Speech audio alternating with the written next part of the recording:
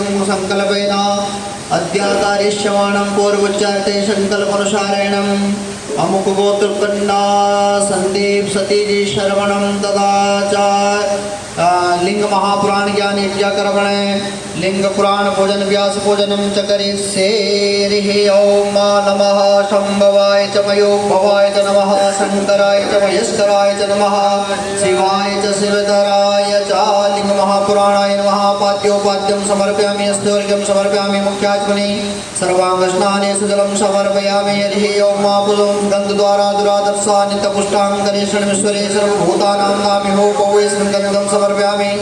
अक्षतं समर्पयामि पुष्पमाला माल्यादीन सुगन्धेन माल्यत्यादीन वै प्रभो यायुधान पुष्पाणि पूजार्थं प्रतिगृह्यतां पुष्पमालं समर्पयामि। श्रीलिंग महापुराणाय नमः। हरिः ओम धूपं मार्गयापयामि प्रत्यक्ष दीपं दर्शयामि नैवेद्यं निवेदयामि नैवेद्यन्ते याचमने जलं समर्पयामि ऋतुफलं समर्पयामि पूजाया सद्गुणार्थे द्रव्यदक्षिणं समर्पयामि नमस्करोमि। ओम वन्दे देवमापते सुरगुरो वन्दे जगत्कारिणं वन्दे पन्नगभूषणं निर्गदरां वन्दे पशूनां पते वन्दे सूर्यशशाङ्कवदनं वन्दे मुकुन्दां प्रियं वन्दे भक्तजनाश्रयञ्चवरदां वन्दे शिवं शङ्करं। मृत्युञ्जय महारुद्रे त्रायिमां शरणं गता जन्म मृत्युजरारोगे पीडिते न कर्म वन्दने। लिंग महापुराणाय नमः। ध्यायामि ध्यानान्ते नमस्कारं समर्पयामि व्यासभोजनं। नमोस्तुनन्ताय सहस्रमूर्ते सहस्रपादाय शिशिरोरुभावे सहस्रनाम्ने पुरुषाय सहस्रते सहस्रकोटे युधारणे नमः। पाद्योपाद्यं समर्पयामि गन्धद्वारा दुरादर्शा नित्यपुष्टाङ्गरेशणम् ईश्वरे सर्वभूतानां तामिहो पौवे स्त्रियां पुष्पमाला माल्यादीन सुगन्धेन माल्यत्यादीन वै प्रभो मया इतानि पुष्पाणि पूजार्थं प्रतिगृह्यतां। श्री व्यासदेवाय नमः सुखदेवाय नमः। पुष्पमालं समर्पयामि धूपं दीपं दर्शयामि द्रव्यदक्षिणं समर्पयामि। हरिः ओम आरती नमः ज्वालामालिनी नमः। ओम इदगुं अभे प्रजननमे सुदसवीरगुं सर्वगणगुं स्वस्तये आत्मासने प्रजासने पशुसने लोकसने वयसने अग्नेः प्रजां बहुलामि करोतन्नापयोरे तस्मास्त्वदत्ता कर्पूरगौरं करुणावतारं संसारसारं भुजगेन्द्रहारं सदा वसन्तं हृदयारविन्दे भवं भवानी सहितं नमामि। तत्रादित्यो च धरणे विदधति तदेव च तमेव सर्वज्योतिषाम् आराधितं प्रतिगृह्यतां जलेन शीतलं तीर्था पुष्पादिवन्दे वन्दनं चक्षुवन्द्रात्मवन्दनं समर्पयामि नमस्करोमि। ओम नमस्तुते व्यास विशालबुद्धे पुल्लारविन्दे यदपत्रनेत्रा येन त्वया भारततैलपुण्यं प्रज्वलितं ज्ञानमया प्रदीपा। व्यासाय विष्णुरूपाय व्यासरूपाय विष्णवे नमो वै ब्रह्मनित्याय वसिष्ठाय नमो नमः। अचतुर्वदनो ब्रह्मा द्विबाहो परो हरे अवाललोचना शम्भो भगवान् बादरायणे। मुरलिंग महापुराण के वेदव्यास भगवान के सत्य सनातन धर्म के नमः पार्वती पते हर हर महादेव।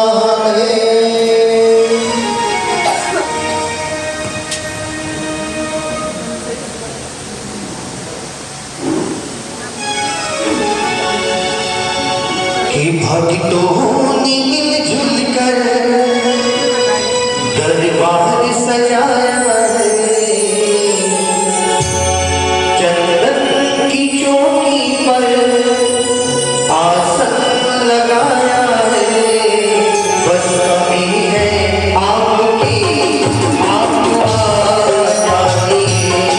बस कमी है आपकी आप दरबार सजाया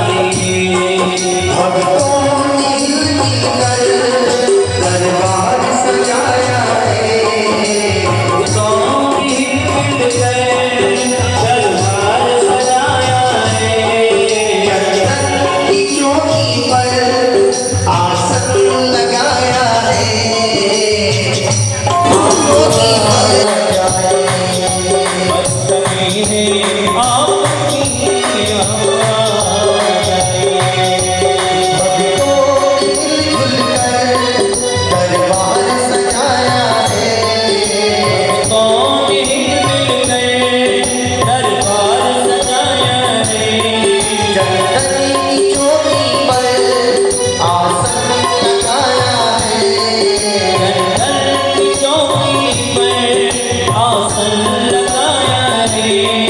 बस कमी है आपकी आप आ जाइए बस में है आपकी आप आ जाइए।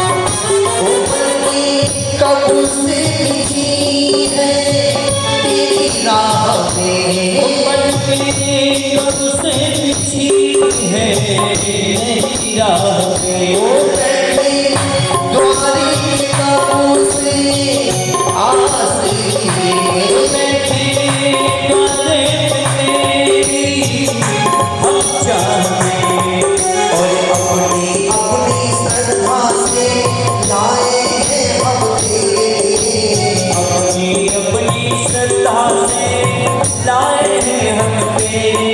बस कमी है आपकी आप आ जाइए तुम्हें है आपकी आप आ जाइए। और मेरी तो बता तुमने कौन सा काम किया है समाधि लगने का कारण क्या है? देवी सती का संदेह श्री राम पर, भोले बाबा की बात पर विश्वास न करना और अंत में आके भोलेनाथ से असत्य बोलना, जिससे भगवान शिव के हृदय को बड़ा दुख हुआ। तो भोलेनाथ समाधि में चले, ध्यान में बैठ गए। यहाँ से एक सीख और मिलती है।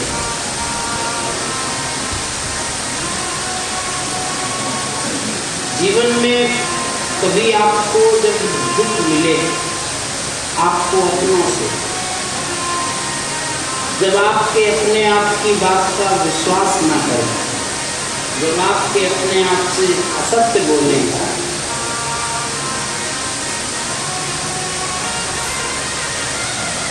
तो उस समय आपको मौन हो जाना चाहिए।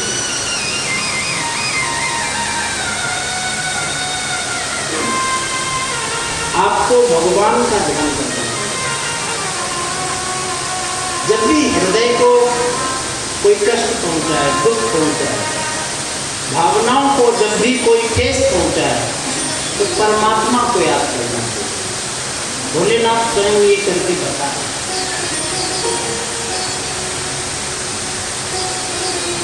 परमात्मा का ध्यान करने से, परमात्मा का नाम लेने से दुख कम होते हैं। और ऐसा आप सभी ने अपने जीवन में कभी ना कभी अनुभव किया होगा। बड़ा संकट हो आपके जीवन में, बड़ा दुख हो आपके जीवन में,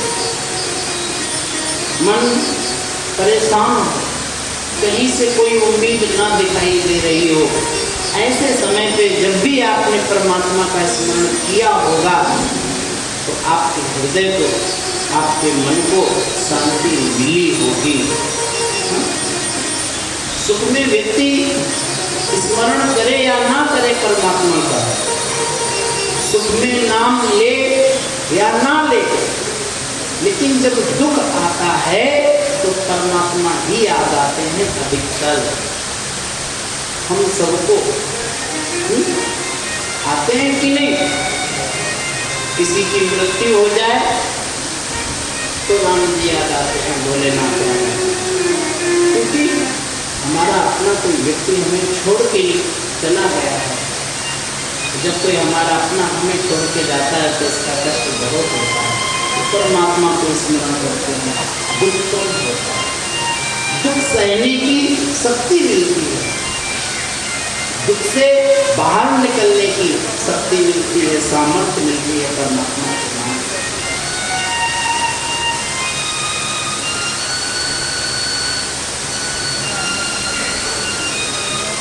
जब हर जगह से हार जाता है जीव, तब कहता है भगवान हमारे साथ है। कहीं ना कहीं तो परमात्मा दाल रोटी देगी, ऐसी भावनाएं रहती हैं भक्तों की। इसीलिए रहती है क्योंकि परमात्मा का जो नाम है वो दुख में सहायक बन रहा है।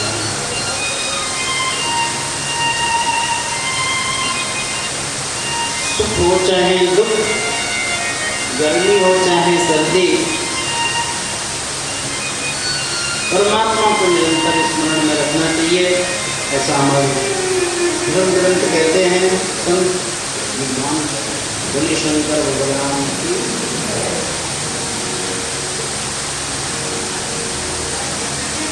भोलेनाथ समाधि में बैठे हैं, देवी सती प्रयास कर रही हैं कि समाधि खुल जाए।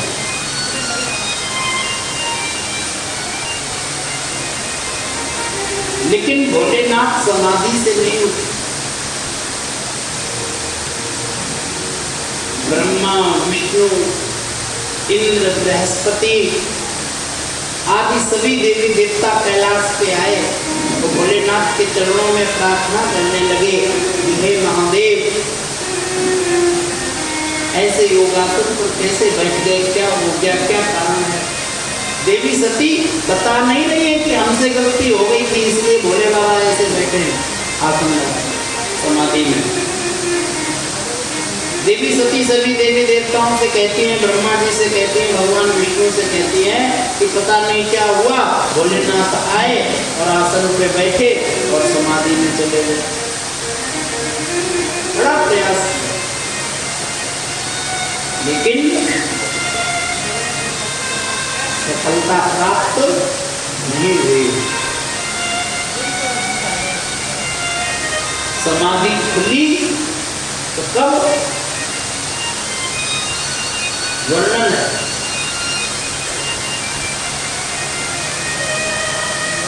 बीते संबत सहस सतासी,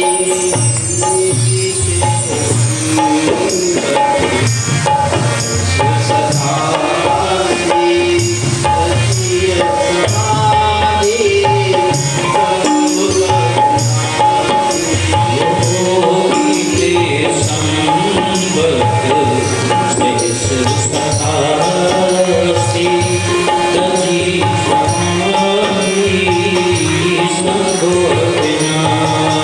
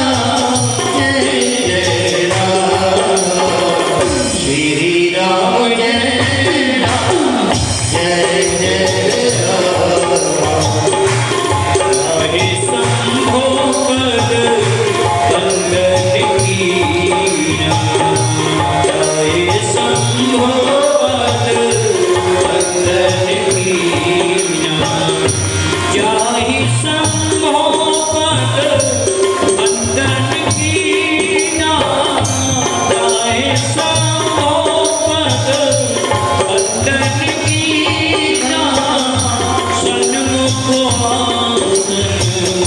शंकर दीना सन्मुख शंकर दीना श्री राम जय राम जय राम श्री राम जय राम जय जय राम।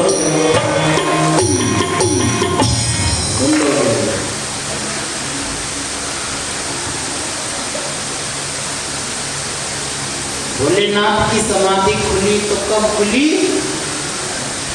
बीते संवत सहस्र 87,000 वर्षों के बाद। कितने वर्षों के बाद? 87,000 वर्षों के बाद भोलेनाथ की समाधि। और समाधि खुलते ही भोले बाबा ये नहीं देखने लगे कि देवी सती कहाँ, मतलब ही नहीं। जिसका त्याग कर दिया उससे क्या मतलब? राम का नहीं वो किसी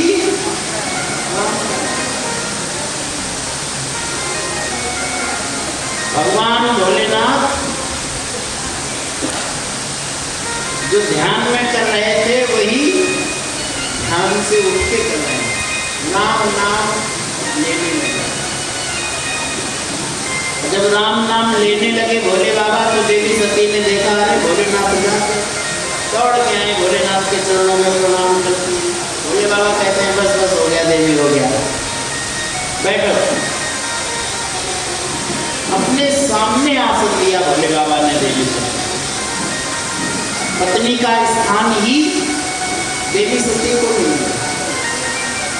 पत्नी का स्थान होता है पति के दाएं, पति के बाएं। सामने का जो स्थान होता है वो माता का होता है। भोले बाबा माता के स्थान पर देवी सती को बिठाते हैं। और देवी बड़ी व्याकुल लग रही है, बड़ी व्यथित हो, क्या बात है? देवी सती कहते हैं भोले बाबा क्या बात है, मैं आपको क्या बताऊं? इतनी तो बात हो गई हो, आप पूछ रहे हो क्या बात है? इतनी बड़ी कोई समाधि लेता है? कितना समय हो गया आपको समाधि में जाए हुए, आपको पता भी है? भोले बाबा अरे 87,000 वर्ष हो गए।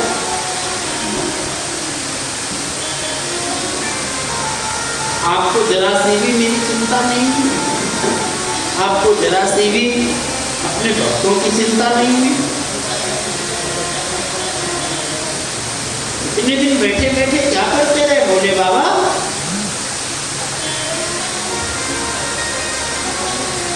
देवी सती की बातों को सुन के भोले बाबा मुस्कुरा रहे।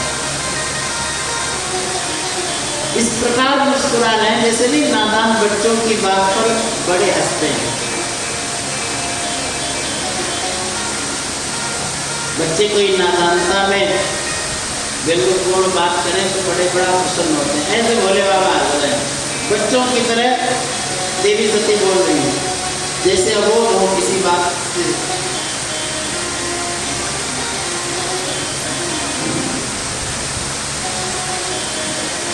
बातों ही बातों में देवी सती कहने लगी, भोलेनाथ मैं आपसे एक प्रार्थना करना चाहती हूँ। बहुत दिन हो गए हैं, मैं आपसे कुछ कहूँ तो आप मेरी बात मानेंगे? भोले बाबा ने कहा क्यों नहीं देवी, आप कहिए, आपकी बात का सम्मान किया जाएगा। भैया सो रहा है क्या? ये बंद हो गया, निकल जाएगा। श्री राधे ये नहीं समझाइए, सुनो श्री राधे।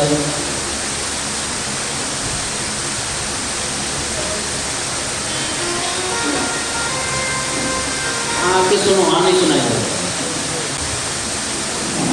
श्री राम कथा सुनने की जिज्ञासा। देवी सती भोले बाबा से कहती हैं कि भोलेनाथ मुझे राम कथा सुनाइए। अब मैं राम कथा सुनना चाहती हूँ। भोलेनाथ थोड़ा प्रसन्न हुए देवी सती से, कहने लगे देवी सत्य में तुम कथा सुनना चाहती हो? आप सुनोगी? हाँ, आप सुनाएंगे तो जरूर सुनूंगी। भोलेनाथ कहते हैं देख लो देवी, ऐसा ना हो कि पिछली बार जो गलती हुई फिर कर दो, कथा में मन ना लगे, मन भटके, आदि आदि और कोई कारण बने। देवी सती कहती है नहीं भोले बाबा, मैं बहुत मन से बड़ी श्रद्धा विश्वास से कथा सुनूंगी, मैं राम की कथा सुनना चाहती हूँ। ये अंदर से मेरी जिज्ञासा है, इच्छा है। तो भोले बाबा से कोई राम कथा सुनने की जिज्ञासा प्रकट करे तो भोले बाबा मौन नहीं रह सकते। भोलेनाथ ने तुरंत अपना आसन संभाला और राम कथा प्रारंभ करी। बड़ी सुंदर कथा भोलेनाथ देवी सती को सुना रहे हैं। विश्वास कीजिए जब भोलेनाथ कथा सुना रहे होंगे कितना आनंद बरस रहा है। आप लोग कथा सुनते हैं, आनंद आता है कि नहीं?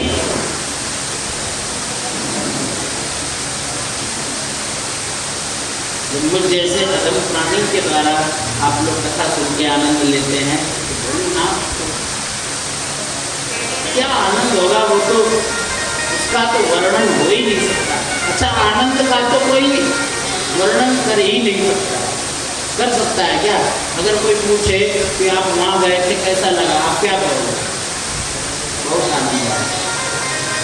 तो कोई पूछे कितना आनंद आया तो क्या कहोगे? एक और बहुत आनंद आया। अरे बहुत में कितना आनंद आया बताओ तो, कुछ मात्रा तो होगी आनंद की। मात्रा है हमारा 100 किलो आया, 50 किलो आया, 10 किलो, एक ही सब आता है, बहुत आनंद आया। आनंद का वर्णन कोई कर ही नहीं सकता।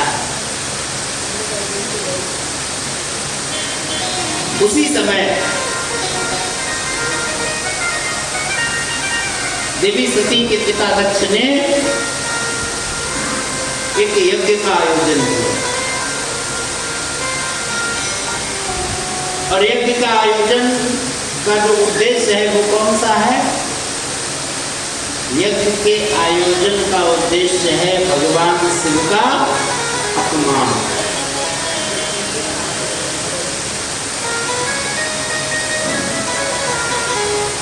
दक्ष अभी तक प्रतिशोध की भावना में बैठा तो आज प्रतिशोध लेने के लिए भगवान शिव से दक्ष ने यज्ञ का आयोजन किया कि मैं यज्ञ करूंगा और यज्ञ में सभी देवियों को, सभी देवताओं को बुलाऊंगा, ब्रह्मा विष्णु को बुलाऊंगा, लेकिन शिव के यहां से किसी को भी नहीं बुलाऊंगा। शिव का साथ दे रही मेरी पुत्री सती का, समस्त शिव के गणों का, समस्त शिव के अगुवाइयों का मैं बहिष्कार करूंगा, किसी को भी निमंत्रण नहीं दूंगा। इसमें भोलेनाथ का बड़ा अपमान होगा। तीनों लोगों में ये चर्चा होगी, देखो भोलेनाथ को उस यज्ञ में बुलाया नहीं गया।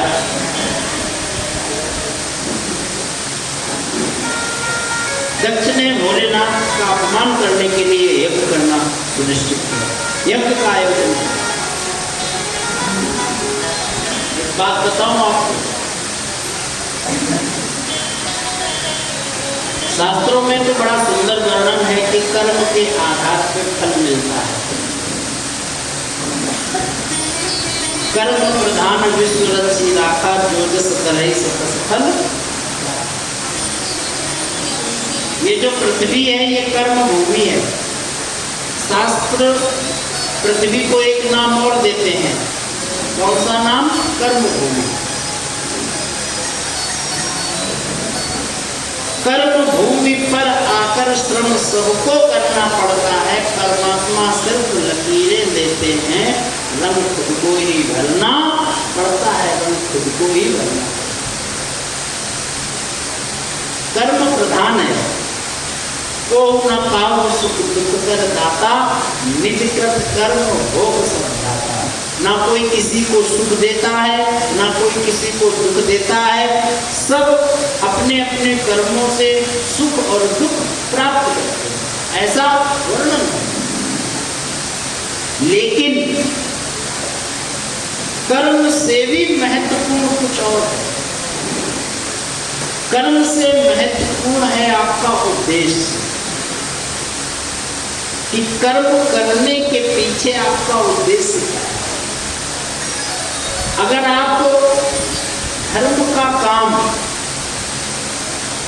अगर आप यज्ञ आदि का काम गलत उद्देश्य से करते हैं, उसका फल अच्छा आपको प्राप्त नहीं होगा। सही काम करने के पीछे आपका अच्छा उद्देश्य भी होना बहुत जरूरी है।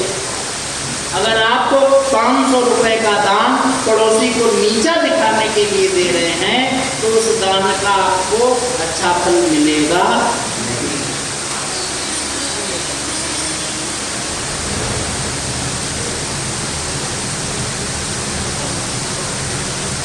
तो जो उद्देश्य है आपका वो अच्छा होना चाहिए। अच्छे उद्देश्य से आप कोई भी काम करें, उस कार्य से आपका कल्याण होगा ही होगा।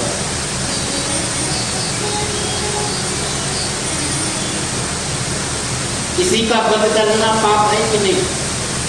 पाप है। हमारे भारत के वीर सैनिक, वीर जवान सीमा पर खड़े होके आतताइयों का वध करते हैं, घुसपैठियों को मारते हैं,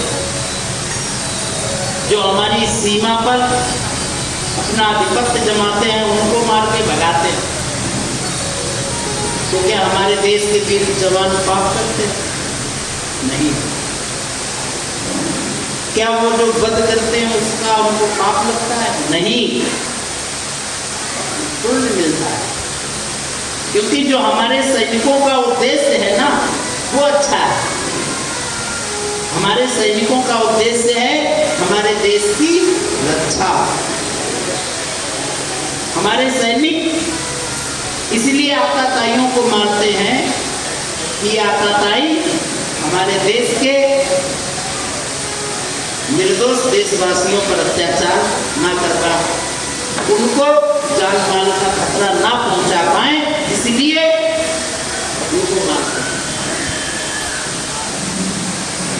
सीमा की रक्षा करते हैं, अपने देश की मिट्टी की रक्षा करते हैं, अपने देश की सीमा की रक्षा के उद्देश्य के लिए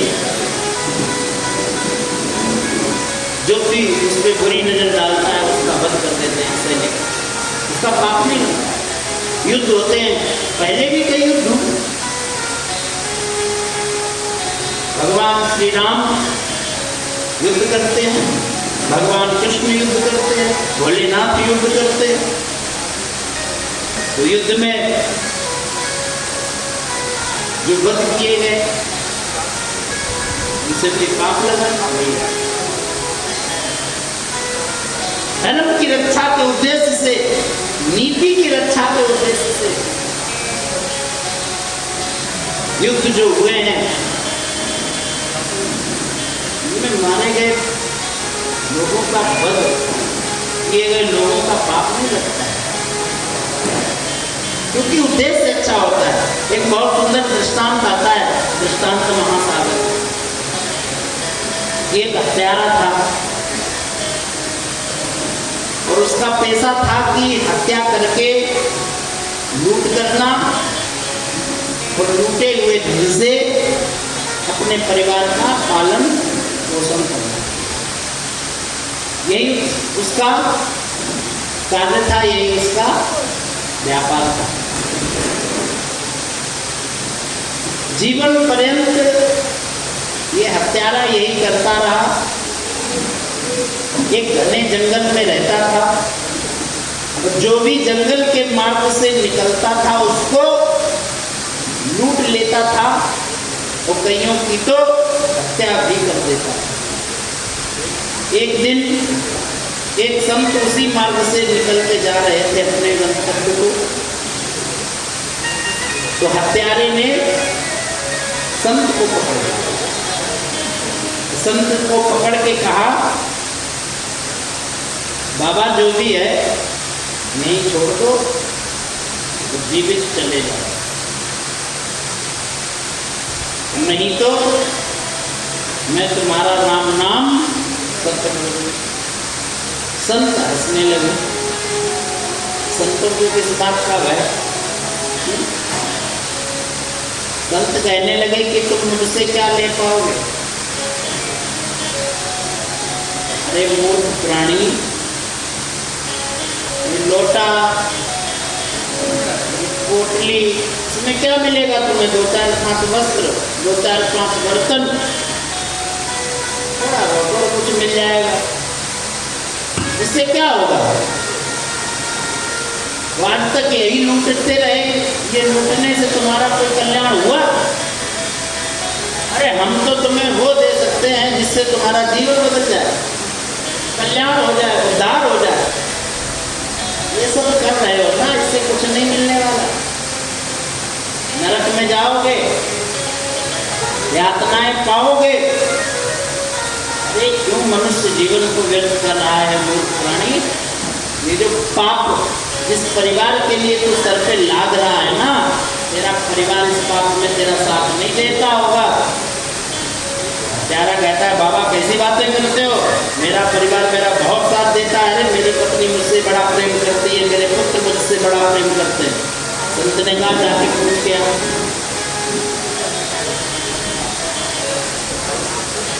प्यारा बोला, अच्छा बाबा बड़ी चालाकी दिखा रहे हो, भागना चाहते हो यहाँ से? संत ने कहा, हम कहीं नहीं जाने वाले, मेरी बात मान, तेरे पापों में तेरा कोई साथ देने वाला नहीं होगा। तुझे तेरे पापों का भोग खुद भोगना होगा और मैं तुझे बदल सकता हूं।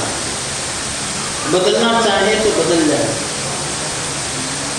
हत्यारा हंसने लगा, कहने लगा, बाबा तुम मुझे बदलोगे? हम बदलने वालों में से नहीं है। संत ने कहा, मेरी एक बात मान, मैं तुझे बदल दूंगा। हत्यारा बोला, ठीक है बदल के दिखाओ। तो संत ने क्या किया कि एक सूखी लकड़ी उठाई, वहीं पड़ी थी, सूखी लकड़ी उठा के हत्यारे को दी, कहा ले इस लकड़ी को लेके तो यहां से सीधा चलता चला गया, और जहां ये लकड़ी हरी हो जाए वहीं तो समझ जाना कि तू बदल गया। हत्यारे ने विचार किया, ये बाबा बड़ी घुमा घुमा के बातें कर रहा है, ये बदलेगा बदलेगा, हमको कुछ नहीं हो, हम बदलने वालों में से हैं? ये अपने प्राण बचाने की जुगाड़ में लगा और लोटा, और हाँ लोटा बच जाए वो जुगाड़ में लगा। हत्यारा हंसने लगा, का बाबा मैं मूर्ख नहीं हूँ, हाँ तुमसे भी बड़ा होशियार हूँ। हमें लगता है आज तुम्हारे जीवन का अंतिम दिन है। बाबा ने कहा, तुझे मुझमें विश्वास नहीं है? हत्यारा कहता है, बिल्कुल विश्वास नहीं। तो कैसे विश्वास करेगा? हत्यारा कहता है, आपकी बात पे तब विश्वास करूंगा महाराज जब मैं आपको बांध दूंगा वृक्ष से, आप बंधे रहेंगे तब तक, जब तक ये लकड़ी हरी हो नहीं जाती और मैं लौट के आ नहीं जाता। बोलो मंजूर है? संत ने कहा, हाँ मंजूर है, ठीक है तुम मुझे बांधो। संत को पेड़ से बांध दिया इस हत्यारे ने, और पेड़ से बांध के ली लकड़ी पकड़ दिया। एक हाथ में शस्त्र है और एक हाथ में संत की दी हुई लकड़ी। विचार करते हुए जा रहा है कि बताओ, ये भी कोई बदलने का किसी को तरीका होता है कि लकड़ी दे दी, हरी हो जाएगी, बदल जाओगे। देखते हैं कब तक हरी होती है, कब तक हम बदलते हैं। संत लेके, हत्यारा लेके लकड़ी चलता चला जा रहा है, चलता चला जा रहा है। एक दिन हो गया, 2 दिन हो गए, 2-3 दिन हो गए इस हत्यारे को चलते चलते। तो एक संध्या के समय में ये गांव के निकट पहुंचा हत्यारा। बड़ा सा बरगद का वृक्ष था। तो चलते चलते ये थक भी गया था और रात्रि भी होने जा रही थी। तो इस हत्यारे ने विचार किया कि लाओ आज मैं इसी वृक्ष के नीचे विश्राम करूं, कल देखूंगा क्या होता है। तो ये हत्यारा जो है ये उस वृक्ष के नीचे लेट के विश्राम करने लगा। उसी बरगद के वृक्ष पे 4 चोर चढ़े हुए। कितने चोर? 4। धीरे धीरे समय बीता, मध्यरात्रि का समय आया और चारों चोर आपस में वार्ता करने लगे। एक कहता है कि सुनो भाइयों, इस पूरे गांव को लूटना है। तो दूसरा कहता है पूरे गांव को लूटना संभव नहीं है। पूरे गांव को कैसे लूट पाएंगे? अरे 2-4 घर लूट लो, 2-4 महीनों का काम हो जाएगा, इसके बाद फिर देखेंगे। तो कहते हैं नहीं नहीं नहीं, ऐसे आनंद नहीं आता, लूटो तो ढंग से लूट मचाओ। हाँ। तीसरा कहता है मेरे मन में एक युक्ति है, बहुत बताऊं। सब कहते हैं बोलो बोलो, क्या जुगाड़ है?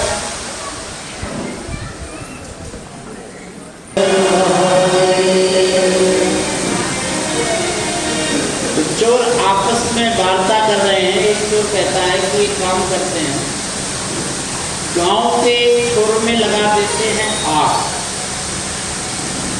तो पूरा गांव आग को बुझाने के लिए एक जगह एकत्रित हो जाए और जो घर खाली हो जाएंगे उन घर को लेंगे लूट। ये तो एक तरीका है,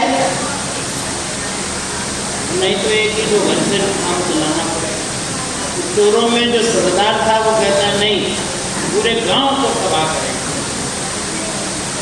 आधे गांव को जला के खत्म कर देंगे और आधे गांव को लूट के खत्म कर देंगे।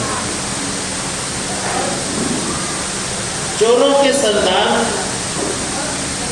और चोर सब मिलके सहमति बनाते हैं पूरे गांव को खत्म करने की, नष्ट करने की। ये जो हत्यारा था ये नीचे वृक्ष के लेटकर चोरों की बातें सुन रहा। इस हत्यारे ने जब चोरों की बातें सुनी तो इसने विचार किया कि ये तो बड़ा अपराध करने जा रहे हैं, कितना बड़ा पाप है, कितना बड़ा अपराध है। बताओ, पूरे गांव को ये नष्ट कर देंगे। गांव में कितने लोग हैं, कितने परिवार हैं, कितनी स्त्रियां हैं, कितने बच्चे हैं, कितने वृद्ध होंगे। आधे गांव को जला देंगे, आधे गांव को लूट देंगे। 400-500 लोगों के जीवन को नष्ट कर देंगे। अरे ये 400 लोगों के जीवन को नष्ट करें, उससे पहले मैं इन 4 को नष्ट कर दूँ। मैं तो हूँ ही हत्यारा, मेरा तो काम ही है हत्या करना। अरे इन 4 को मार के मैं 400 लोगों की रक्षा करूँगा। इन 4 को मार के मैं 400 लोगों की रक्षा करूँगा। इसने निकाली अपनी तलवार, उतारा नीचे बैठा अपने गाँव में। एक एक चोर जैसे जैसे उतरता गया, सबका गला घर से अलग। 4 चोरों को उसने मारा। जब 4 चोरों की हत्या की,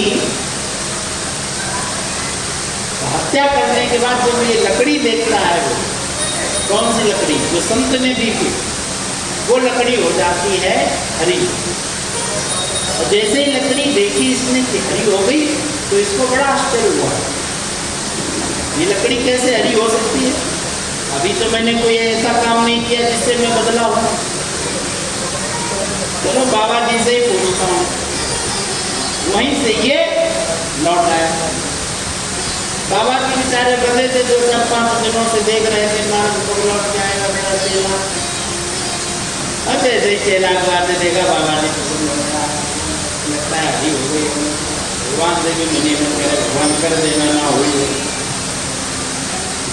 जाने का क्या भरोसा करो, तुम सवाल हो जाए सर। जैसे ही संत के पास हत्यारा आया और आके ही पूछने लगा, महाराज बात बताओ, कोई जादू टोना किया था क्या तुमने लकड़ी में? उन्होंने कहा नहीं, तो मैंने तो तुम्हारे सामने उठा के यहीं से दी थी तुमको। कहा देखो बाबा, ये लकड़ी हो गई हरी। पता है मैंने कोई ऐसा काम नहीं किया जिससे ये लकड़ी हरी हुई, मैंने वही किया जो मैं करता रहता। संत ने कहा कुछ तो तुमने किया, जो किया है वो बता, ढंग से बताना। हत्यारे ने पूरी बात बताई। तो मैं गांव के जब निकट पहुंचा तो मैं थका हुआ था, मैं वहाँ लेट के विश्राम करने लगा। तो वृक्ष पे चढ़े थे 4 चोर, चोरी करने की बात कर रहे थे, और ऐसी चोरी करने की बात कर रहे थे जिससे पूरा गांव खत्म हो जाता। 400 लोगों के जीवन में प्रभाव पड़ा। तो मैंने सोचा कि ये 400 लोगों का जीवन बच जाएगा, ठीक रहेगा, इन चारों का राम नाम सत्य करते हैं। तो महाराज मैंने उन चारों का गला काटा, उनकी हत्या कर। तो जैसे उनकी हत्या करके मैं फ्री हुआ, वैसे लकड़ी देखी तो ये हरी भी वहीं से लौट गया। सब हंसने लगे, कहा कि तू बदल गया, तेरा उद्देश्य बदला। काम तो तूने वही किया जो तू काम करता है, काम नहीं बदला, लेकिन काम करने का तेरा उद्देश्य बदल गया। पहले तू हत्याएं करता था लूट के लिए, उनके धन छीनने के उद्देश्य, लूट करने के उद्देश्य। वो पाप है, पाप नहीं महापाप। जो तू उन 4 चोरों को मार के आया है ना, उन चारों चोरों को मारने के पीछे तेरा उद्देश्य पता क्या? तेरा उद्देश्य था 400 लोगों की रक्षा करना, 400 लोगों के जीवन को बचाना, सैकड़ों घर बर्बाद होने से रोकना, एक पूरे गांव की रक्षा करना तेरा उद्देश्य था। तूने रक्षा के उद्देश्य से वीर सैनिक की भांति उन 4 चोरों के गले काटे हैं। तुमने अपराध नहीं, तुमने वीरता का काम किया है, तुमने धन्यवाद का काम किया है, तुमने धर्म का काम किया है। धर्म यही कहता है। बदल गया है। अरे ये उद्देश्य बदल के यदि काम करे, मेहनत करे, तो क्या तेरा पेट नहीं भरेगा? क्यों निर्दोषों की, राहगीरों की हत्याएं करके उनका धन? अच्छे उद्देश्य के साथ अरे हत्याएं करनी है तो राजा की सेना में जाके शामिल करो, पगार देगा राजा, से अपने परिवार को पालो, अपने राज्य की रक्षा करो, वीर सैनिक की भांति लड़ो, मरो मारो। जो प्रवृत्ति है आपकी, उसी प्रवृत्ति से अच्छे उद्देश्य के साथ परिश्रम करो। किसी की सात्विक प्रवृत्ति होती है, कोई रजोगुणी होता है, कोई तमोगुणी होता है, कोई सतोगुणी होता है। जरूरी थोड़ी ना कि भजन करके धर्म कर सकते हैं। अरे आपके अंदर अगर तामस है, शक्ति है, सामर्थ है, बनो सैनिक देश के, मारो आतंकवादियों। ये भी देशभक्ति है, धर्म का काम है, देश की रक्षा करना। अपनी प्रवृत्ति के अनुसार अच्छे उद्देश्य से आप सही मार्ग में जीवन चला सकते हैं। शास्त्र कहते हैं दक्ष ये यज्ञ करने जा रहा है, यज्ञ करना धर्म है क्या? धर्म लेकिन दक्ष का जो उद्देश्य है वो सही नहीं है। तो जो ये धर्म करने जा रहा है ना दक्ष, इसका परिणाम इसको सही मिलने वाला नहीं। सही उद्देश्य से कर्म करोगे तभी परिणाम सही मिलेगा। अगर गलत उद्देश्य से कोई भी काम करोगे उसका परिणाम अच्छा नहीं होगा। इसलिए उद्देश्य अच्छा है। बोलो हर हर हर हर।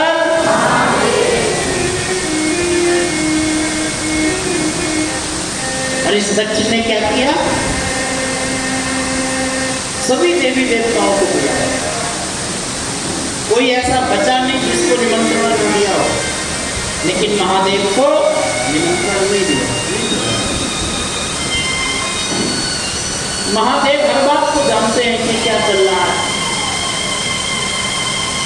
महादेव ने भी विचार किया अच्छा समय देवी सती को कथा में व्यस्त कर देंगे तो मायके जाने की याद नहीं आई। भोलेनाथ देवी सती को कथा सुनाने लगे। कथा सुना रहे, उसी समय कुछ तो देवता जो है वो अपना बाईपास से निकल गए। भोले बाबा को ना पता लग रहा। कुछ तो देवता, कुछ लोग ऐसे होते हैं ना कि आपके भी भले रहे और मेरे भी। तो कुछ देवता विचार करते हैं ऐसा ना हो भोले बाबा को पता लग जाए कि हम वहाँ गए थे तो भोलेनाथ हमसे भी हो जाए। तो बेचारे डुबा के बाईपास से निकल नहीं जाएंगे तो दक्ष नाराज हो जाए। तो जो ऐसी स्थिति में फंसे थे वो तो चुप के पहुँच गए। लेकिन जो थे हाँ दक्ष की तरह थोड़े बहुत अभिमानी टाइप के, अब वो अपने विमान पर बैठ के जा रहे हैं। तो विमान देखना कहाँ से निकाल रहे हैं? भोलेनाथ के कैलाश के ऊपर से। हाँ बिल्कुल सर के ऊपर से जा रहे हैं। मानो ये बताना चाहते हो कि देखो भोलेनाथ तुम्हारी ससुराल में यज्ञ है, हमें बुलाया गया है, हम जा रहे हैं और तुम यहाँ बैठे अपनी कथा गा रहे हो।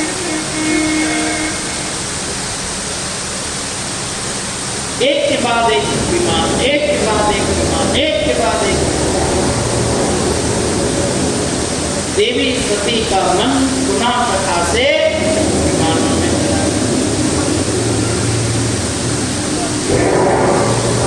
सती विलोक व्योम विमाना सती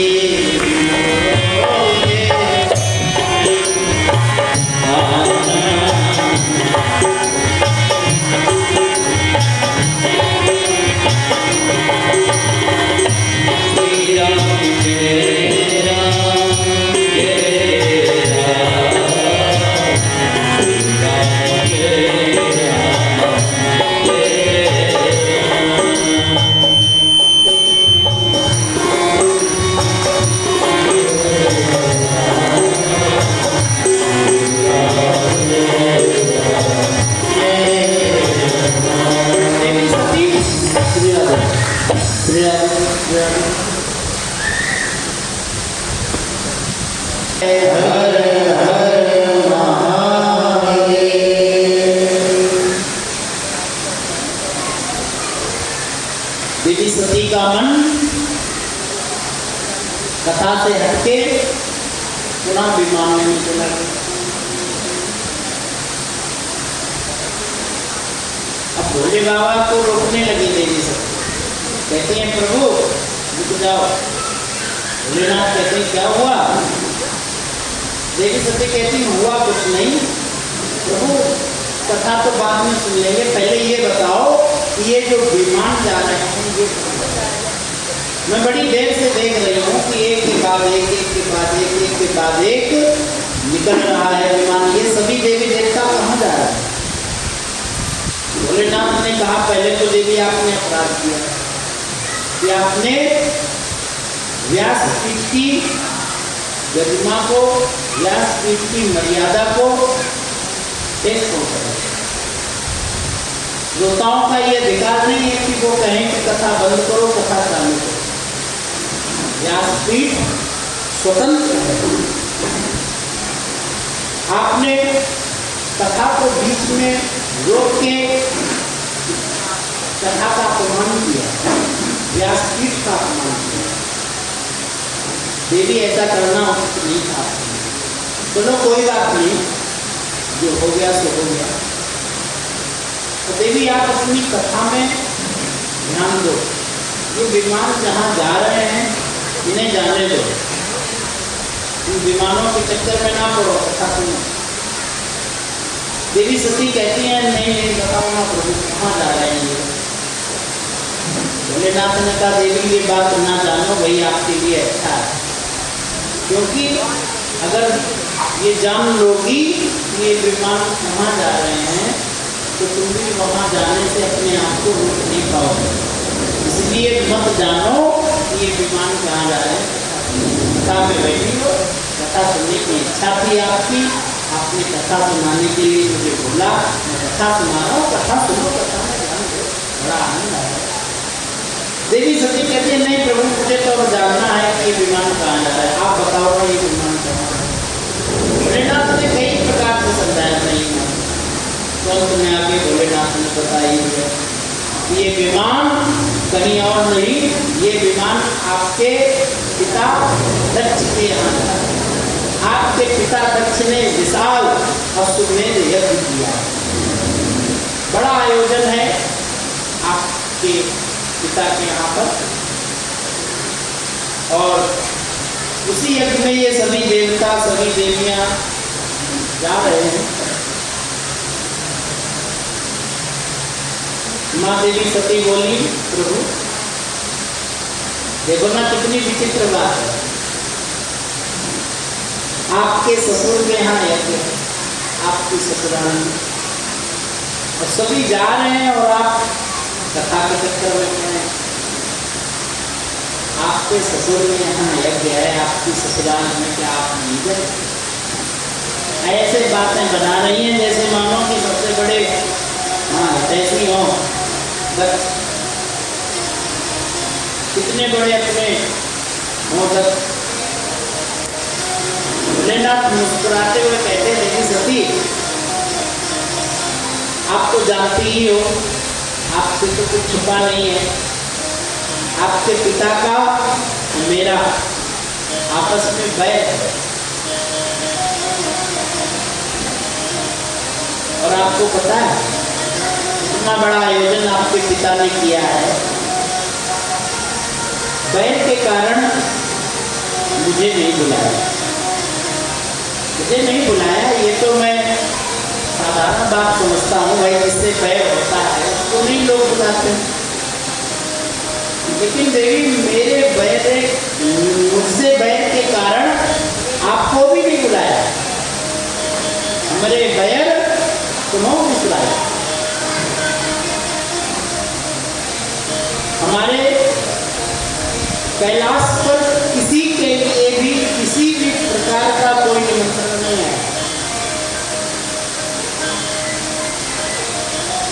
तो हमारी समझ से हमारा जाना अनुचित होगा, ये जानने की इच्छा त्यागो देवी, और कथा में ध्यान दो। देवी सती कहती हैं हंसती हुई कि प्रभु शास्त्र कहते हैं कुछ जगह ऐसी भी हैं जहाँ से निमंत्रण ना आए तो भी जाना चाहिए, तो भी जाने में बुराई नहीं। कुछ जगह ऐसी हैं गुरु के यहाँ, भाई के यहाँ, बहन के यहाँ, पिता के यहाँ, यज्ञ में, कथा में, मंदिर में, सत्संग में, इस प्रकार की कई ऐसी जगह हैं जहाँ से निमंत्रण ना भी आए तो भी हमें जाना चाहिए, तो भी हमारा जाने से हित है, कल्याण है।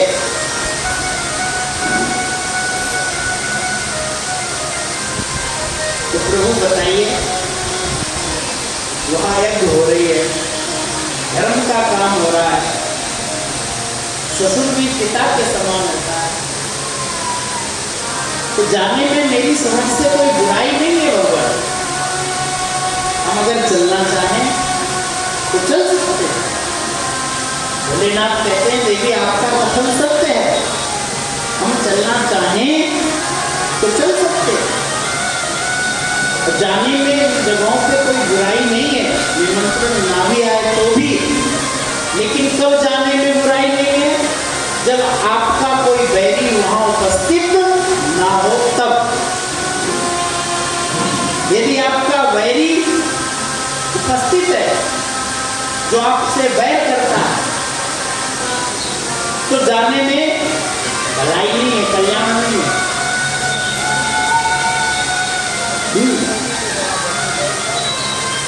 वो आपके पिता बैर के कारण मुझे नहीं बुलाया, उनको नहीं बुलाया, जाने में।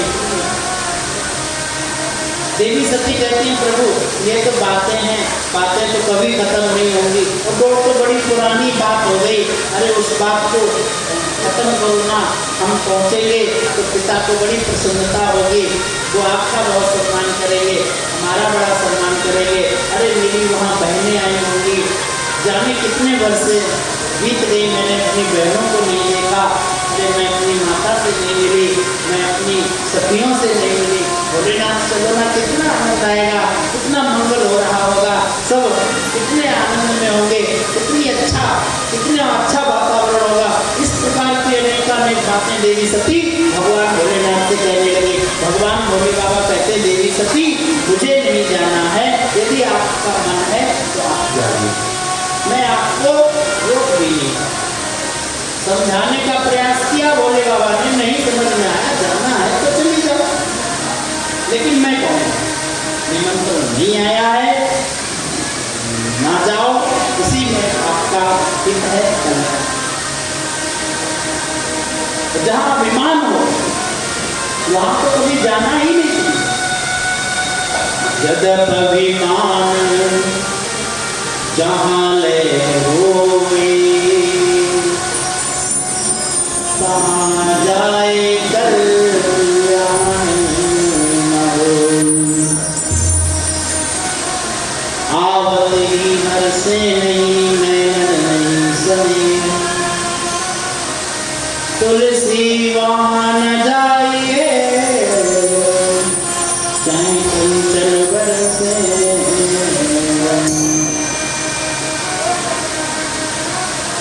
जहाँ जाने से आपके संबंधी, आपके मित्र को प्रसन्नता न मिले, और आपके आने से आपके संबंधी, आपके मित्र को कष्ट ना हो, दुख ना हो, ऐसे मित्र के यहाँ, ऐसे संबंधी के यहाँ कभी नहीं जाना चाहिए। शास्त्र कहते हैं चाहे वहां स्वर्ण की बारिश हो रही है, और कहते हैं आवत ही हंस देते हैं, जात देते हैं, तुलसी ऐसे मित्र के भूखे रहिए। आपके आने से आपका मित्र प्रसन्न हो जाता है, आपके जाने से आपका संबंधी खिल उठता है, आपके आने से आपके संबंधी, आपके मित्र के मुख पे उदासी आ जाती है। ऐसे मित्र के यहाँ, ऐसे संबंधी के यहाँ अवश्य जाना चाहिए, चाहे टूटी खाट पे लेटना पड़े, चाहे भूखा सोना पड़े। ऐसे मित्र के यहाँ जाना चाहिए, निमंत्रण आए या ना आए। जहाँ प्रेम है, जहाँ आपका आदर है, जहाँ आपका सम्मान है, जहाँ आपका महत्व है, वहाँ आपको जाना चाहिए, चाहे निमंत्रण आए, चाहे निमंत्रण। लेकिन जहाँ अभिमान है, जहाँ प्रेम नहीं है, जहाँ सम्मान नहीं है, जहाँ महत्व नहीं है, वहाँ से कितना भी महंगा वाला कार्ड आ जाए, जाने से पहले एक बार विचार करें।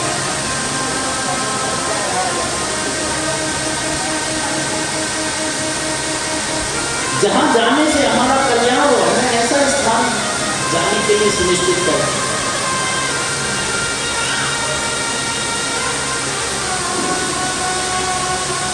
अभिमानी व्यक्ति मूर्ख होता है, मूर्खता की पहचान है अभिमान।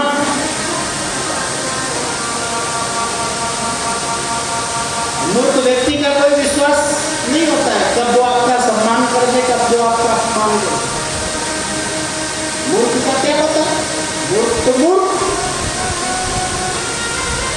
और एक बात, मूर्ख का दिया हुआ सम्मान सम्मान नहीं कहलाता, और मूर्ख का किया हुआ अपमान अपमान नहीं कहलाता।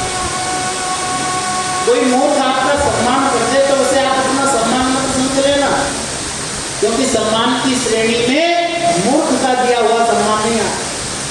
सम्मान वो है जो आपको सम्मानित प्रतिष्ठित व्यक्ति के द्वारा प्राप्त हो, सामाजिक व्यक्ति के द्वारा प्राप्त हो। सम्मान वो है जो आपको आपके श्रेष्ठ व्यक्ति के द्वारा प्राप्त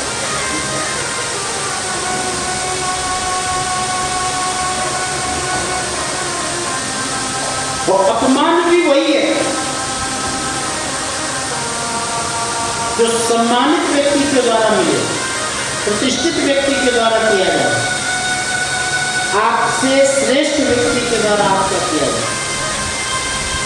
आपके नीचे वाले तो सम्मान अपमान करते रहते हैं। मूर्ख का दिया हुआ सम्मान सम्मान नहीं कहलाता, मूर्ख का दिया हुआ अपमान अपमान नहीं कहलाता। दक्ष विचार जरूर कर रहा होगा कि बहुत बड़ा अपमान कर दिया मैंने भोलेनाथ का, लेकिन क्या कोई भोलेनाथ का अपमान हो रहा है? ये बताइए, भोले बाबा का अपमान हो रहा है कि दक्ष का?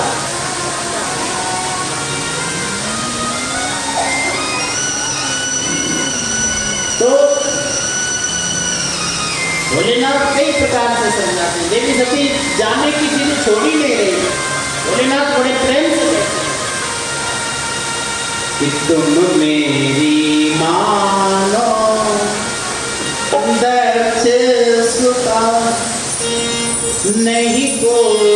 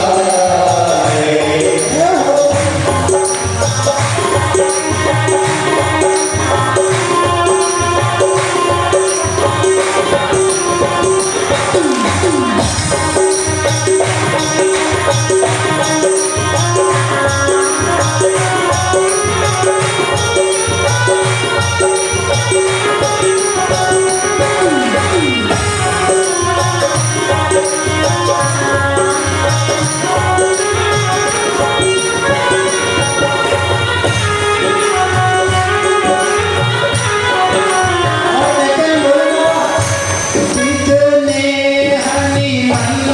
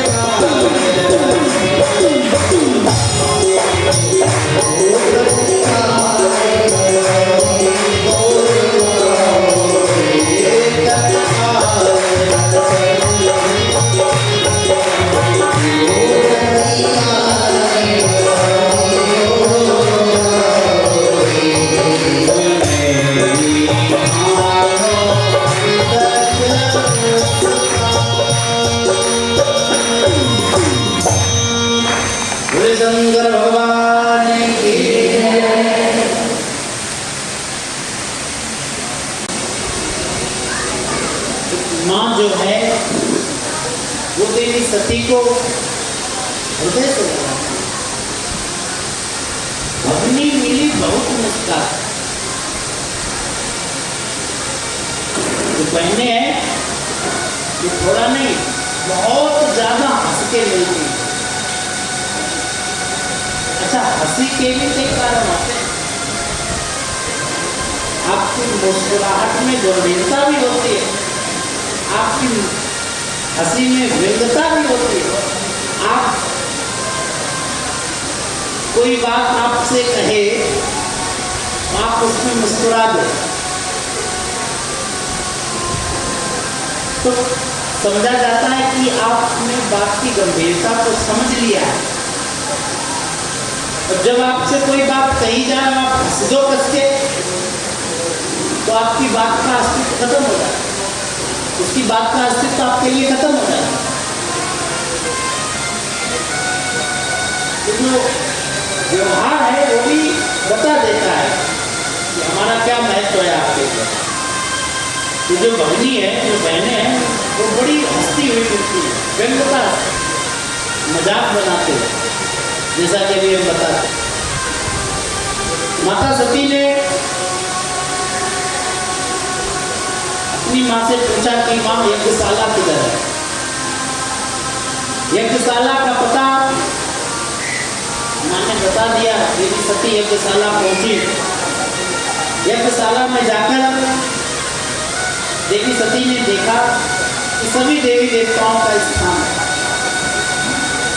लेकिन भगवान शिव का कहीं कोई स्थान नहीं है। तो जब परमात्मा भोलेनाथ का देवी सती ने इतना बड़ा अपमान देखा अपने पिता के द्वारा, अपने पिता के यज्ञ में, तो देवी सती से रहा नहीं गया। देवी सती ने भोलेनाथ के अपमान को जब देखा तो क्रोध से नेत्र लाल लाल, आंखों में रोष, क्रोध, अग्नि की ज्वाला और स्वयं से ग्लानि।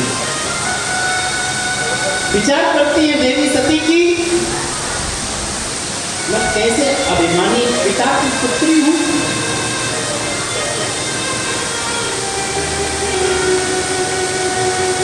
वो मेरे अंदर कैसे कैसे अवगुण जन्मे हैं। पहला तो मेरा मन कथा में नहीं लगा, फिर मैंने भोले बाबा की बात पर विश्वास नहीं, राम पर संदेह किया, राम की परीक्षा ली, भोलेनाथ से असत्य बोला। भोलेनाथ ने हमें दंड दिया, मुझे त्यागा, मेरा परित्याग कर दिया। पुनः फिर कथा सुनने की इच्छा हुई, लेकिन कथा नहीं। ये दोष हमें कहां से उत्पन्न हुए? देवी सती विचार करती हैं ये दोष मुझमें इसलिए उत्पन्न हुए क्योंकि मैं इस दुष्ट अहंकारी दक्ष की पुत्री हूं। मेरे शरीर में जो रक्त बह रहा है ये रक्त इस अहंकारी दक्ष का है, इसलिए इस रक्त से ये अवगुण उत्पन्न। मैंने शिव को पाके स्वयं को शिव के लायक नहीं रखा।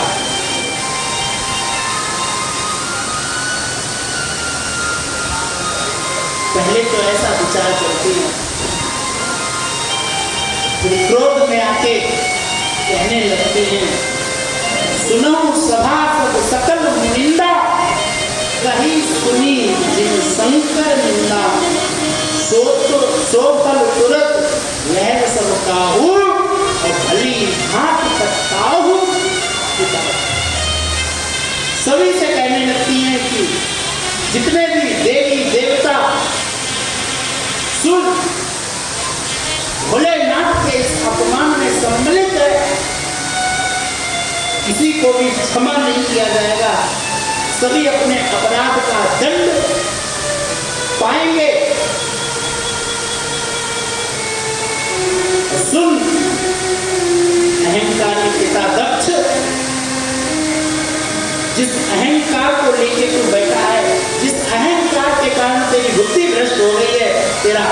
संस्कार भी टूटने में ज्यादा देरी नहीं होगी। पूरी तरह पछताओगे सबके सब। इस तरीके की बातें करते हुए अग्निकुंड के सामने बैठ जाती है देवी सती, तो प्रार्थना करने लगती। अग्निदेव भगवान से प्रार्थना करती है, यज्ञ नारायण से प्रार्थना करती है। हे अग्निदेव साक्षी संदेशा मेरा शिव से कि अग्निदेव की गोदी में ये सती सत्य को जाती है। पाप के कुटिल अन्यायों पर ये बेटी बलिदान चढ़ाई है। एक वरदान मांगा कि हे विधिना इतना भर देना, ये सती सत्य की बनी रहे। जब जब जहाँ जहाँ जन्मे पर शिव की दासी बनी रहे। कि असगर योग अग्नि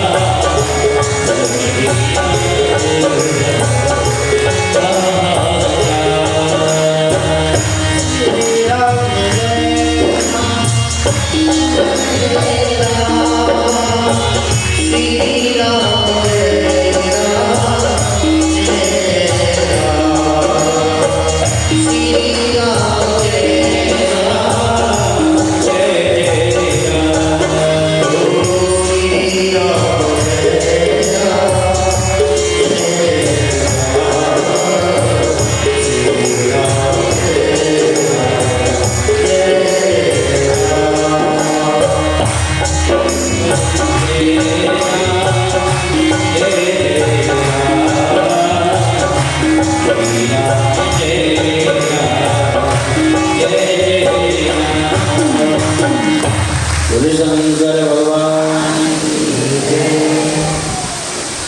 इतना कहते देवी सती योग अग्नि में अपने तन को जलाने लगती हैं। जैसे ही योग अग्नि में देवी सती का तन जलने लगा, वैसे ही हाहाकार मच गया। इधर कैलाश पर भगवान भोलेनाथ ध्यान में बैठे थे। एकदम भोलेनाथ की नेत्र खुले। भोलेनाथ को ज्ञात हुआ कि देवी सती का तन अग्नि में जल रहा है। भोलेनाथ को क्रोध आया, खड़े हो गए, दोनों हाथों को आकाश मंडल की ओर करके महादेव देवी सती को पुकारते हैं।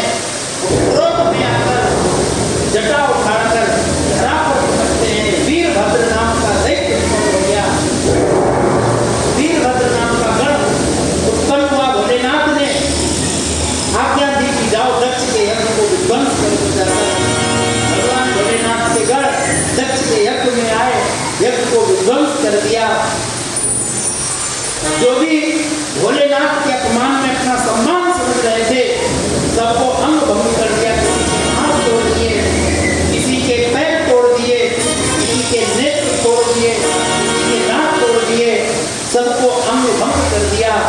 प्रभु जी हंस रहे थे, अपनी दाढ़ी पे हाथ रख रहे। भोलेनाथ के गणों को ये बात पसंद नहीं है। भोलेनाथ के गणों ने विचार किया कि आपके सम्मान के लिए मेरे महादेव ने अपना सम्मान करा लिया, और आज महादेव के अपमान है अपना सम्मान। होता है कभी आप किसी के लिए अपना अपमान करा लो, फिर जाके वो वहीं बैठता है, ऐसा कई बार होता है। तो भोलेनाथ के घरों ने प्रभु जी की दाढ़ी नोच ली। इस प्रकार ऐसा कोई बचा नहीं जो अंग भंग ना हुआ हो, हाहाकार होने लगा। लेकिन उनका कुछ नहीं बिगड़ा जो ब्राह्मण यज्ञ कराने आए थे।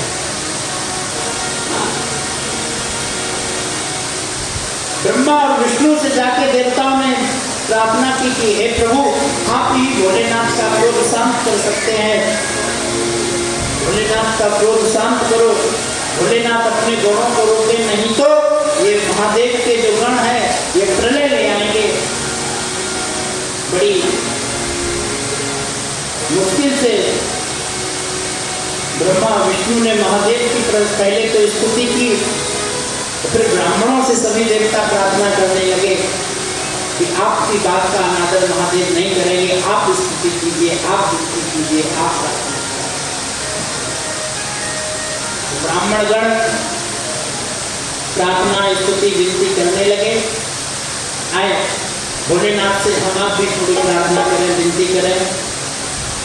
जिस प्रकार ब्राह्मण कर रहे हैं, अन्य देवी देवता कर रहे हैं, भोलेनाथ का क्रोध शांत करें, तत्पश्चात आगे की शंकर भगवान की भोले बाबा मना लो विश्वनीया, तो हमारे भोले बाबा मना लो विश्वनीया।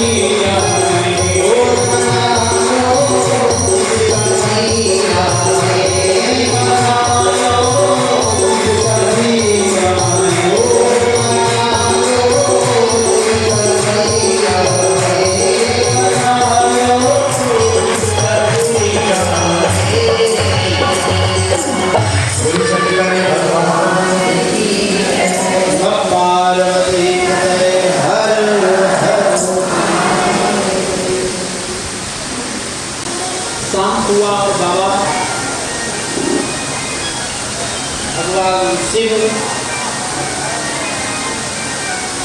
प्रकट हुए। भगवान शिव के गणों में दक्ष का सर धड़ से अलग मरा पड़ा हुआ है, दक्ष सर अलग पड़ा है, धड़ अलग। ब्राह्मण भगवान शिव से प्रार्थना करते हैं, विनती करते हैं कि प्रभु यज्ञ प्रारंभ हो चुका है और यज्ञ को बीच में अधूरा नहीं छोड़ना, यज्ञ को पूर्ण करके ही छोड़ना चाहिए और यज्ञ अधूरा पड़ा हुआ है। भोलेनाथ आज्ञा देते हैं ब्राह्मणों को यज्ञ पूर्ण करने की, लेकिन ब्राह्मण हाथ जोड़ के विनती करते हैं कि भगवान यजमान तो दो खंडों में पड़ा है, सर अलग है, धड़ अलग है, यजमान ही सुरक्षित नहीं है तो यज्ञ आगे कैसे होगा। पहले भगवान कृपा करके यजमान को तो जीवित। भोलेनाथ अपने गुणों को आदेश देते हैं कि जाओ बकरे का सर लेकर। भगवान शिव के गण बकरे का सर लेके आते। इस प्रजाति जो होती है वो अहंकार का प्रतीक है। जो ज्यादा मैं करता है वो गले छुरी चलवाता है। बकरे की प्रजाति क्या करती है? मैं जो हूँ वो मैं नहीं करना चाहिए ज्यादा। अभिमान जो है वो परमात्मा का भोजन होता है। जो जीव अभिमान करते हैं भगवान का प्रकोप करते हैं, इसलिए अभिमान नहीं करना चाहिए। तो देखिए अभिमान करता भी है किस वस्तु को। कल श्री रघुवीर दास जी आए थे, आप लोगों को बड़ी सुंदर बात बता रहे कि अगर इस बात पर अभिमान हो कि आप भगवान के भक्त हैं तो ठीक है, तो अभिमान हो वो तो ठीक भी है। अन्य अभिमान नहीं यदि है आपको आपके जीवन में तो वो मूर्खता से परिपूर्ण व्यर्थ है। अभिमान व्यक्ति को करना चाहिए उस वस्तु पे जो उसकी स्वयं की। हम अभिमान किस वस्तु पे करते हैं जो हमारी है ही नहीं। हम अभिमान करते हैं शरीर पे जो कि माता पिता की देन है।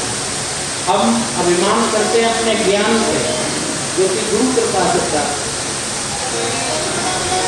नौकरी पे कई लोगों को रहता है अहंकार, नौकरी नौकर हैं अहंकार गुरु को। नौकरी सरकार ने दी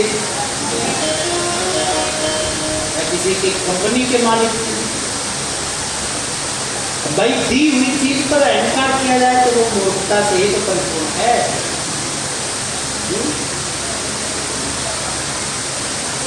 जो भी हमें प्राप्त होता है वो किसी ना किसी से ही प्राप्त होता है, हम कुछ लेकर नहीं आते।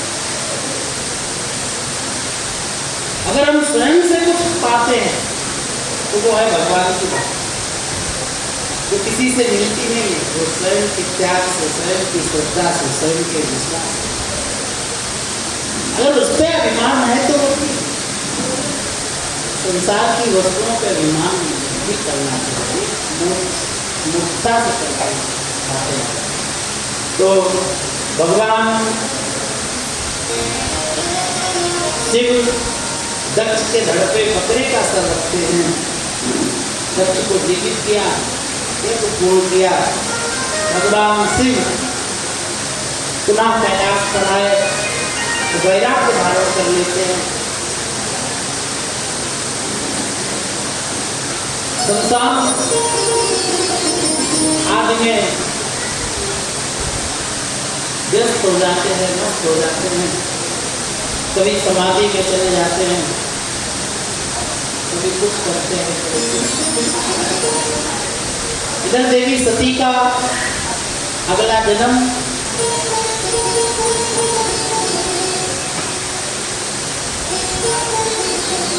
पर्वतराज भगवान के यहाँ पार्वती के पर्वत की पुत्री है।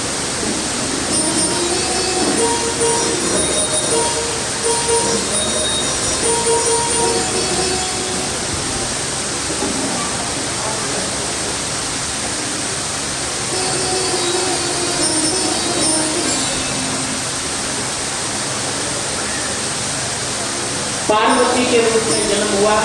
बोले पार्वती मैया की जय।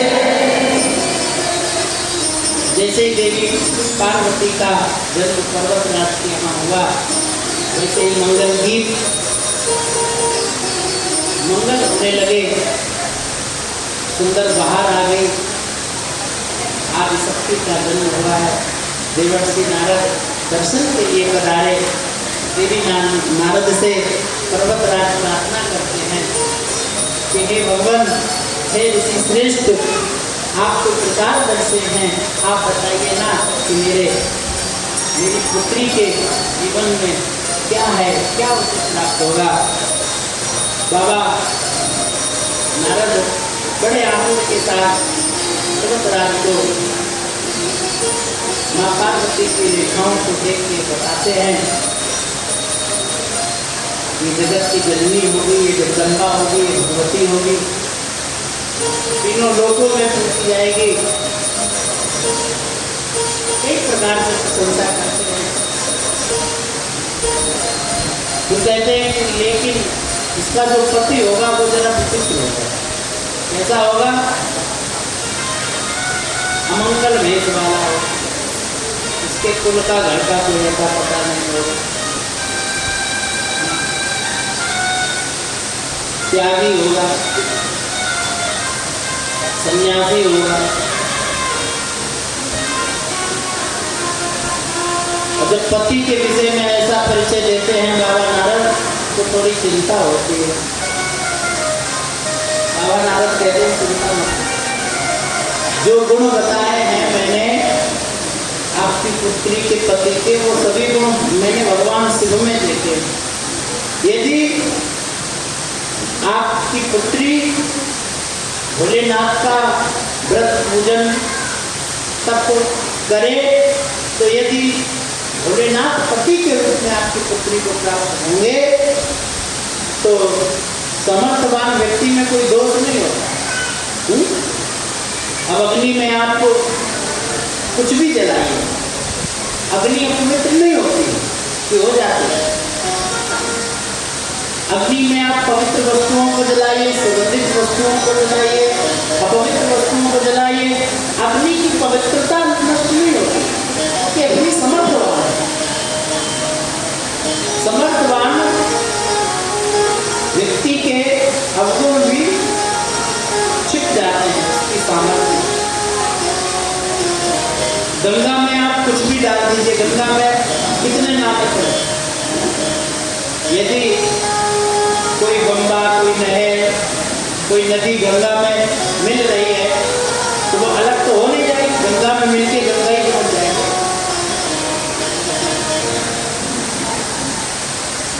तो इस प्रकार समर्थवान व्यक्ति में दोष नहीं होता है। सर्व समर्थवान है भगवान शिव, त्रिलोकीनाथ है। उनसे यदि आपकी पुत्री का विवाह हो जाता है तो ये बड़ा मंगलकारी होगा। इसलिए आप अपनी पुत्री को सबके लिए भेजिए। माता पार्वती बड़ी प्रसन्न हुई बाबा नारद की बात को सुन के, और तपस्या के लिए माँ पार्वती भोलेनाथ की बैठ गए। वर्णन है लाखों वर्ष तपस्या की माता पार्वती ने। कभी उपवास करती हैं, कभी पुरस्करण करती हैं, कभी अनुष्ठान करती हैं, कभी अभिषेक करती हैं, कभी शिवार्चन करती हैं, कभी पंचाक्षर मंत्र का जाप करती हैं। आदि आदि प्रकार से माँ भगवती जगदम्बा माँ पार्वती भगवान शिव की तपस्या में लीन है। कई कई वर्षें तो माता पार्वती को ऐसे व्रत करके निकल जाती हैं जो बेल के वृक्ष से सूखकर बेलपत्र पृथ्वी पर गिर पड़े हैं, उन बेलपत्रों को खाके जल पी के व्रत करती, कठोर उपवास करती। ऐसा तप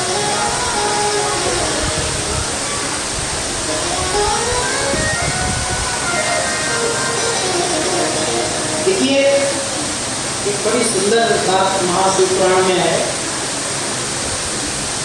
कि जिस कन्या को सुयोग्य पति की प्राप्ति करनी थी, वो बहन, वो बेटी यदि भगवान शिव की आराधना करे, भगवान शिव का शिवार्चन करे, वंदन करे, उपवास करे, तो भगवान शिव के उपवास का ऐसा महत्व है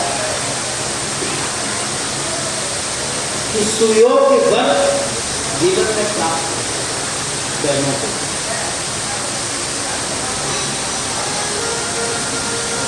कई प्रकार से वर्णन है देवी भागवत में, तो बड़ा सुंदर वर्णन है माँ गौरा का। मिष्टान देवतागण भोलेनाथ को माँ पार्वती की तपस्या का वर्णन सुनाने गए, प्रार्थना करने लगे भोले बाबा से, भगवान अब विवाह कर लीजिए, बहुत दिन हो गए हैं। भोलेनाथ को अभी विश्वास नहीं है। देखिए विश्वास होने का परिणाम क्या हो, हजारों वर्ष हो गए तपस्या करते हुए देवी पार्वती को, लेकिन भोलेनाथ विश्वास नहीं करते। सप्त ऋषियों को भेजा परीक्षा के लिए कि जाओ पहले परीक्षा लो जाके, अगर परीक्षा में उत्तीर्ण हुई देवी पार्वती तो विवाह करूंगा। सप्त ऋषि आए, सप्त ऋषि आके परीक्षा लेते हो। परीक्षा किस प्रकार लेते हैं, ध्यान देना। आकर माता पार्वती के पास आए। माँ पार्वती ने सर्वप्रथम तो सप्त ऋषियों को प्रणाम किया। सप्तऋषि हंसते हैं और कहते हैं, हे देवी, आप इतना कठोर व्रत तप तपस्या क्यों कर रही हैं? तो माता पार्वती कहते हैं, भगवान सदा शिव की प्राप्ति की। मैंने मन में मूर्खता से परिपूर्ण संकल्प ले लिया कि मैं भगवान शिव को पति रूप में प्राप्त करना चाहती हूँ, भगवान शिव के चरणों की दासी बनना चाहती हूँ, भगवान शिव की प्राप्ति के लिए कठोर करता हूँ। मेरे गुरु देवर्षि नारद के कहने पर मैं ये कर रही हूँ। सप्त ऋषियों ने जैसे इतना सुना तो जोर से हंसने लगे और हंसते हुए कहते हैं कि किसकी बात पर विश्वास करके तुम अपने जीवन को नष्ट कर रही हो देवी? नारद जी, अरे वो तो वही है थे, बसे बसाए घर उजाड़ दें वो, और उनके कहने पर तुम अपना घर बसाने के लिए, वो तो यही चाहते हैं कि सभी वैराग्य धारण करके नारायण नारायण हरिओम नमः शिवाय कहते हैं। उनकी बात पर विश्वास करके तुम अपने जीवन का समय व्यर्थ करो। अरे देवी छोड़ो, अब शिव में क्या रखा, कौन सा गुण देख लिया शिव में आपने? अरे देवी, मैंने तो तुम्हारे लिए बड़ा अच्छा वर सुनिश्चित किया। देखिए प्रलोभन देवी जो कि चतुर्भुजधारी है, सुंदर है, सुशील है, विनम्र है, वैकुंठवासी है, लक्ष्मी पति है, श्री विष्णु। अगर तुम कहो तो देवी मैं आपका विवाह विष्णु के साथ करा दूं। जब ये बात सप्त ऋषियों ने कही तो माँ पार्वती कहती हैं, हे भगवान क्षमा करना, आपने कहने में देरी कर दी। अगर ये बात आप पहले कहते तो मैं आपकी बात पर विचार कर सकती, लेकिन अब तो रोम रोम में शिव समा है।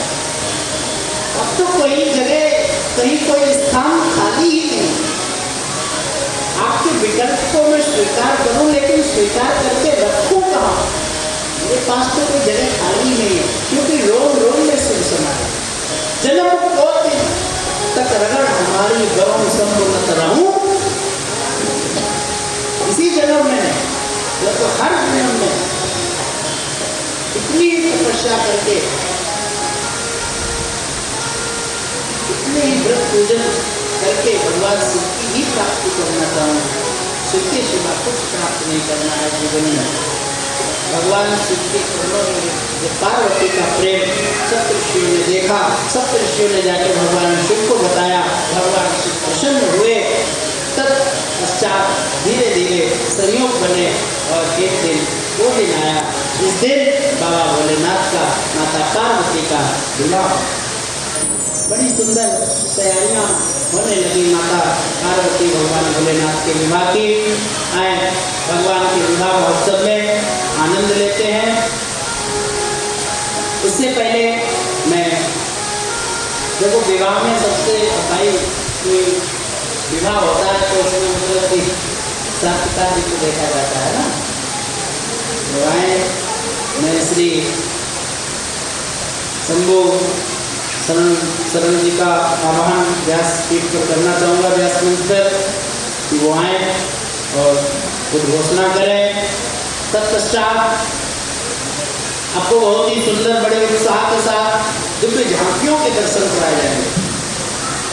बड़ा आनंद आने वाला है, तो सभी लोग यथा स्थान पर बड़ी शांति के साथ बैठे रहें। बोले शंकर भगवान की, बोले पार्वती मैया की। हाँ, और जिसको विवाह बारात में जाने के लिए तैयार होना वो तैयार हुआ।